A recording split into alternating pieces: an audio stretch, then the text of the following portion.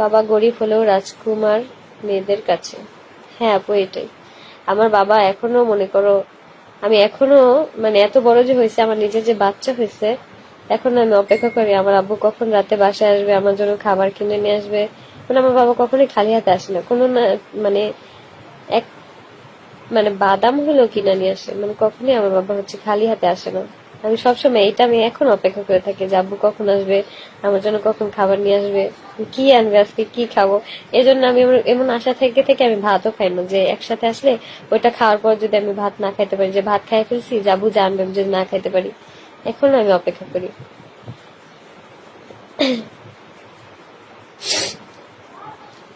আপু তোমার সাথে আমার দেখা করতে চাই।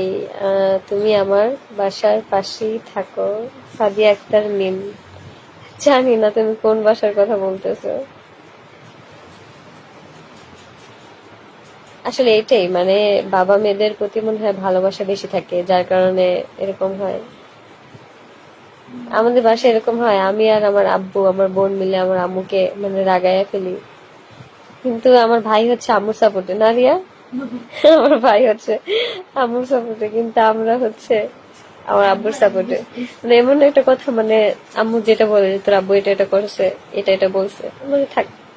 কারণ আমার আব্বু যদি ভুল বলে সেটা আমার কাছে রাইট, রাইট বললো রাইট, মানে এরকম।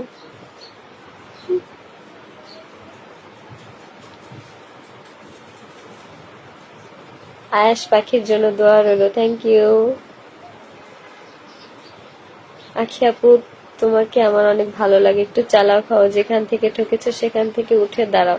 উঠে দাঁড়ানোর আপু চেষ্টা করতেছে, কিন্তু কিছু কিছু মানুষ আমাকে টাইম না হ্যাসরায় নিচে নামাইতে চাইতেছে।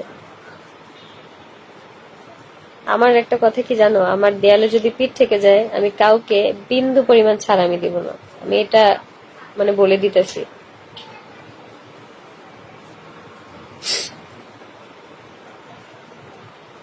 আপু কেমন আছেন? আলহামদুলিল্লাহ ভাইয়া, ভালো আছি। একদম ঠিক বলছো, বাবা তো বাবার কাছে মেয়েরা রাজকন্যা। হ্যাঁ, এটা সবসময়। আমার বাবা আমার হার ছিল, হির ছিল। বুঝলাম না আপু, এটা কি কমেন্ট করছো? পাশের বাসার মহিলাটা অনেক ভালো। হ্যাঁ, পাশের বাসার মহিলাটা অনেক ভালো। উল্টা পড়ছি কমেন্ট।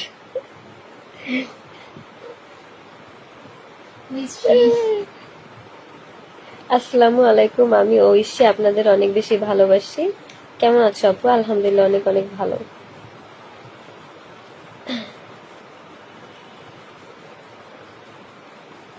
আমার মনের কথা বলছো, খুব ভালো লাগলো।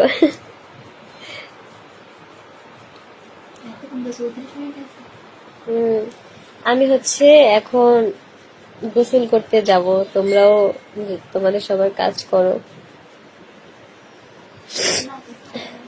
আজকের ভিডিওটা বলে সবসময় মানে এই ভয়েস ওভার দিতে দিতে আমি সেইটাই বলি।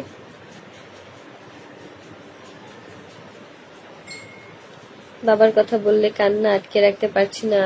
আজকে কতদিন হলো আব্বু নাই। আপু দোয়া করি, তোমার আব্বুর জন্য দোয়া করো, সে ভালো থাকুক উপরে। আমি জানি না ওই সময়টা আমার কি হবে, আমি এইসব কথা চিন্তাও করতে পারি না আসলে। কেমন আছেন আপু? আমার আলহামদুলিল্লাহ ভালো। আমি আমার বাবাকে অনেক ভালোবাসি। প্রত্যেকটা মেয়েরাই বাবাকে অনেক ভালোবাসে, আমি জানি, কারণ বাবা আর মেয়েদের সম্পর্ক একদম আলাদা হয়, মা আর ছেলের সম্পর্ক একদম আলাদা হয়। নিজেকে কঠোর ভাবে গড়ে তোলো। হ্যাঁ আপু, দোয়া রাখবেন আমি নিজেকে যেন সুন্দর মতো গড়ে তুলতে পারি। আমার একটা কমেন্টও দেখলা না, আহমেদ ফাতেমা আপু, তোমার কমেন্ট কিন্তু আগে দুইটা পড়ছে আর এখন একটা পড়ছে। ওদের ভিডিওগুলো দেখে লজ্জা লাগে। আপু, আমি তোমার বেস্ট ফ্রেন্ড। ইউটিউব চ্যানেল খুলো।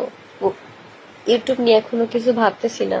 আর যে তোমরা চ্যানেলগুলো দেখো ওগুলো হচ্ছে ফেক চ্যানেল। আমার চ্যানেল যদি আমি খুলি কখনো, তাহলে অবশ্যই আমি লাইভ করবো আমার চ্যানেল থেকে। আখি কেমন আছো? আলহামদুলিল্লাহ ভালো। আপু তোমার বেবি কেমন আছে? আলহামদুলিল্লাহ ভালো। আজকের লাইফটা এখানেই শেষ করব। সবাই ভালো থাকো, সুস্থ থাকো, আমার জন্য দোয়া করো। আর অবশ্যই একটা সারপ্রাইজ তোমরা পাবা, মানে তোমরা অনেক খুশি হবা যে এটা হচ্ছে আমার সাকসেস। ঈদের আগেই পাবা, ঈদের আগে পাবা ইনশাল্লাহ। ইনশাল্লাহ তোমাদের কাছে অনেক ভালো লাগবে, কারণ তোমরা চাইছো অনেক যে আমার সাকসেস গুলো হোক একটা একটা করে, তো একটা হবে মাত্র পূরণ করতে যাচ্ছি আমি। কেমন আছো আপনি? আলহামদুলিল্লাহ। এখন হচ্ছে আপু লাইফটা শেষ করব। সবাই সুস্থ থাকো, ভালো থাকো, অবশ্যই দোয়া করো।